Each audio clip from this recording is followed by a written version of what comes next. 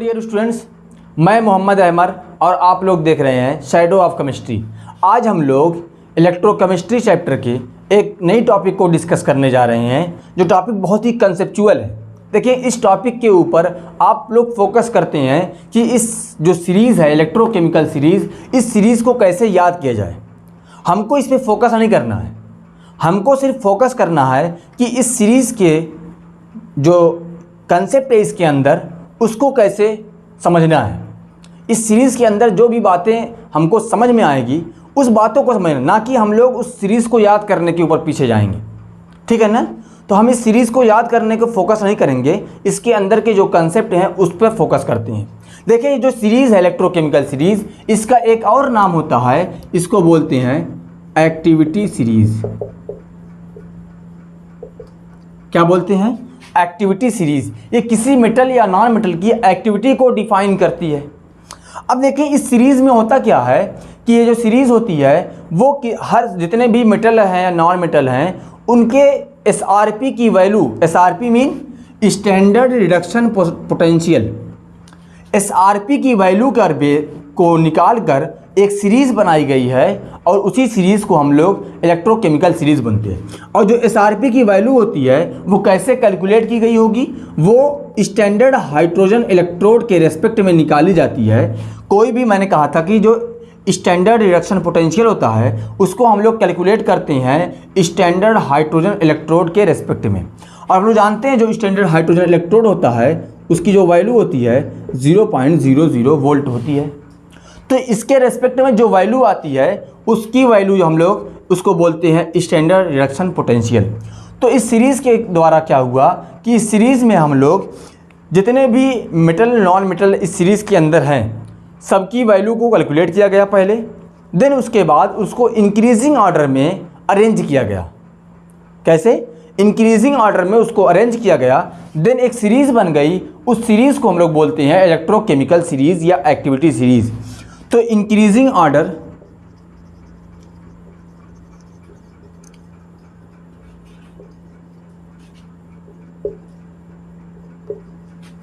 तो ये increasing order of SRP के फॉर्म में ये सीरीज़ बनाई गई है। देखिए, इस सीरीज़ में होता क्या है? इस सीरीज़ में हम लोग जानते हैं कि जो लिथियम है सबसे टॉप पर है। यहाँ पर Li पॉजिटिव +1 इलेक्ट्रॉन को एक्सेप्ट करके फॉर्मेशन करता है Li। उसकी जो वैल्यू होती है वो माइनस में होती है ना? फिर बीच में कुछ एलिमेंट आते हैं, देन उसके बाद हाइड्रोजन आता है, एक इलेक्ट्रॉन को एक्सेप्ट करके वो हाइड्रोजन का फॉर्मेशन कर लेता है और इसकी वैल्यू होती है 0.00 वोल्ट। उसके बाद फिर हम लोग नीचे जाते हैं, देन सबसे लास्ट में आता है फ्लोरीन। ये एक इलेक्ट्रॉन को एक्सेप्ट करके ये फॉर्मेशन कर लेता है F2 का। तो 2 कर रहे हैं, यहाँ पे बैलेंस हो गई। और इसकी वैल्यू जो आती है वो पॉजिटिव में सबसे हाईएस्ट वैल्यू आती है। देखिए, इस सीरीज़ में हमको बताया क्या जा रहा है? इस सीरीज़ में बताया जा रहा है कि कोई मेटल या नॉन मेटल इलेक्ट्रॉन को एक्सेप्ट करके क्या फॉर्मेशन कर रहा है? Li का फॉर्मेशन या हाइड्रोजन का या फ्लोरीन का फॉर्मेशन कर रहा है। ये फ्लोरीन है, ठीक है ना? अब देखें, जब यहाँ पर इसकी ऑक्सीडेशन स्टेट कितनी है? +1। यहाँ पर कितनी है? 0।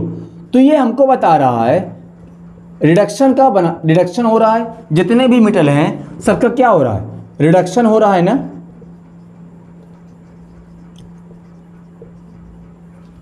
तो जो सीरीज़ है हमको डिफाइन कर रही है कि सब जितने भी एलिमेंट हैं सबका रिडक्शन पोटेंशियल कैलकुलेट करके लिखा हुआ है। वो हम लोग अभी देख लेंगे कि कौन ऊपर है कौन नीचे है। लास्ट में एक जैसे बहुत सारी लर्निंग ट्रिक होती है वो आप लोगों को बहुत सारी मिलेंगी नेट पर। हम यहाँ पर भी एक बता देंगे अपनी, आप लोग देख लीजिएगा, जो पसंद होगी वो आप याद कर लीजिएगा। देखें, तो जो Li है यहाँ पर इलेक्ट्रॉन को एक्सेप्ट करके वो निगेटिव वैल्यू, देखें एसआरपी की वैल्यू यहाँ पर कोई भी, ये क्या है? एक मेटल है। क्या मेटल इलेक्ट्रॉन को इजीली एक्सेप्ट करेगा? हम लोग जानते हैं कि जो मेटल की प्रॉपर्टी होती है वो इलेक्ट्रॉन डोनेट करने की प्रॉपर्टी होती है। लेकिन यहाँ पर देखें, जो नॉन मेटल है वो इलेक्ट्रॉन को इजीली एक्सेप्ट कर लेते हैं। यहाँ से भी कुछ बातें समझ में आएंगी आपके जो पुराने कंसेप्ट हैं।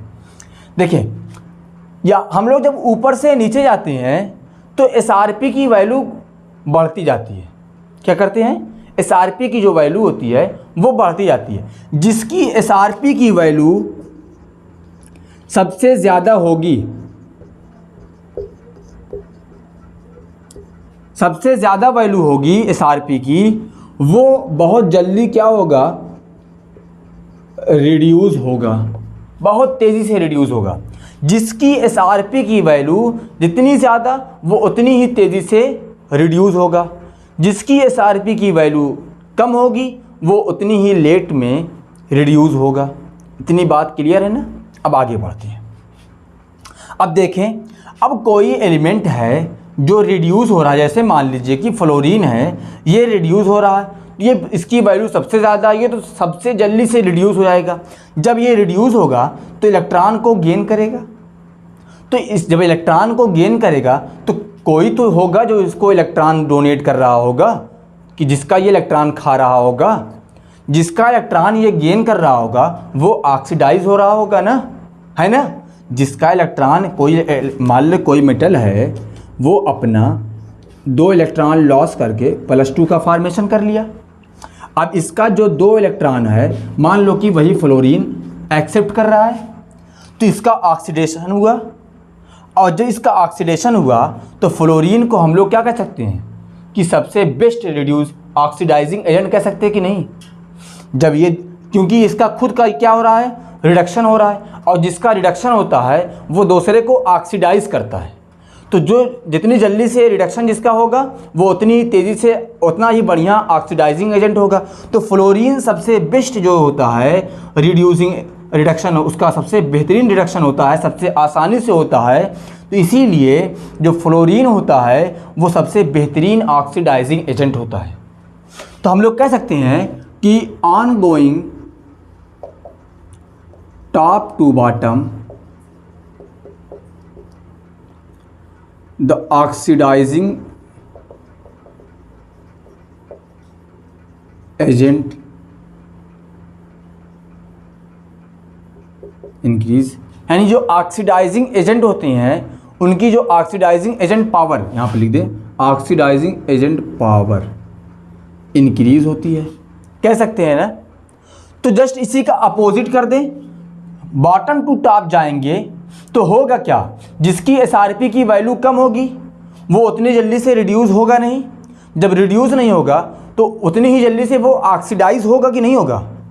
भाई टॉप पर मेटल है, और मेटल की प्रॉपर्टी होती है इलेक्ट्रॉन को डोनेट करना। जब इलेक्ट्रॉन डोनेट करेगा तो उस पर पॉजिटिव चार्ज बढ़ेंगे तो उसकी ऑक्सीडाइजेशन, जो ऑक्सीडेशन होती है वो बढ़ेगी, यानी ऑक्सीडेशन नंबर बढ़ेगा। और इलेक्ट्रॉन लॉस करने की प्रॉपर्टी को ही हम लोग क्या बोलते हैं, क्या बोलते हैं, ऑक्सीडेशन बोलते हैं, इलेक्ट्रॉन को लॉस करने की प्रॉपर्टी को। तो देखें, जब हम लोग बॉटम टू टॉप जाएंगे तो होगा क्या कि उसकी जो ऑक्सीडाइजिंग प्रॉपर्टी होती है वो क्या होगा कि उसका ऑक्सीडेशन होता है वो बढ़ेगा, यानी उसकी जो रिडक्शन वैल्यू है वो कम होगी। तो हम लोग यहाँ पर कह सकते हैं on going bottom to top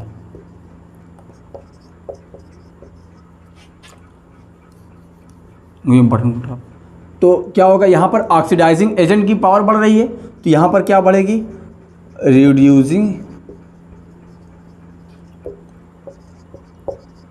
agent power increases, है ना। देखिए ये दो कॉन्सेप्ट हैं जो बहुत ज़्यादा यूज़ होंगे छोटे छोटे क्वेश्चन को सॉल्व करने में। सबसे जिसकी SRP की वैल्यू ज़्यादा, देखें जिसकी SRP की वैल्यू ज़्यादा वो बेस्ट ऑक्सीडाइजिंग एजेंट। ये एक बात याद रखिएगा, SRP की वैल्यू जिसकी ज़्यादा वो सबसे बेहतरीन ऑक्सीडाइजिंग एजेंट है। इतनी बात क्लियर है ना। अब देखें यहाँ पर एक और कंसेप्ट देखते हैं जो अभी यूज़ होगा आगे। देखिए कैथोड पर कौन जाएगा और एनोड पर कौन जाएगा।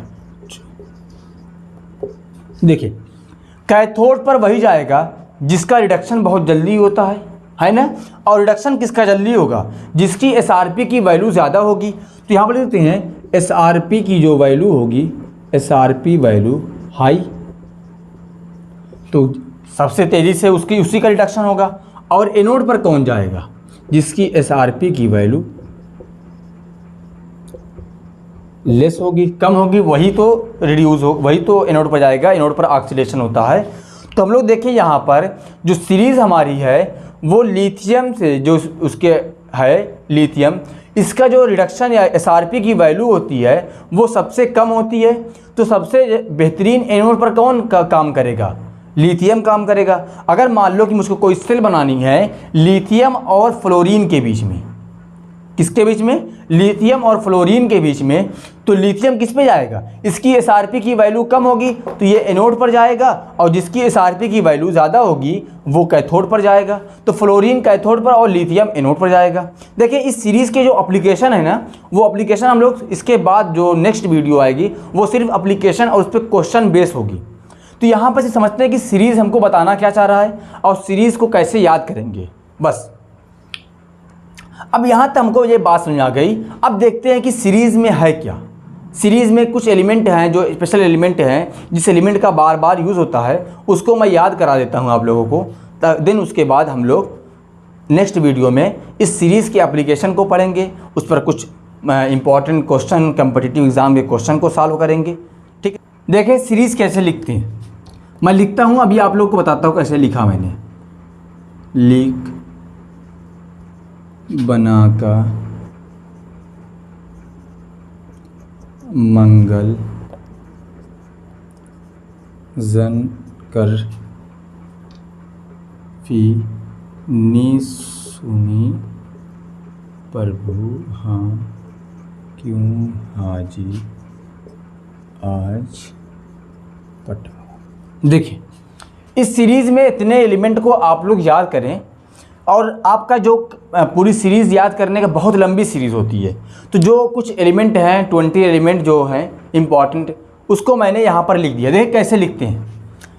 यहाँ पर देखें इन दोनों को मिला के हम लोग क्या बोल सकते हैं? लीक। लीक मतलब होता है रास्ता। यहाँ पर देखें बा ना का, देखिए तो इसको हम लोग क्या कर सकते हैं?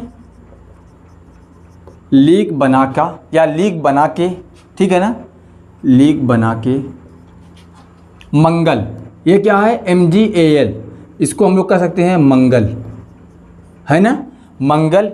यहाँ पे क्या होगा? Zn का जन कर, और इसको देखिए फी नी सुनी, PB से क्या होगा? प्रभु हाँ क्यों हाजी, और इसका क्या होगा? AG का आज, और इन दोनों का होगा पटाओ। देखिए इस सीरीज़ को याद करने का सबसे बेहतरीन तरीका है। देखिए क्या होगा?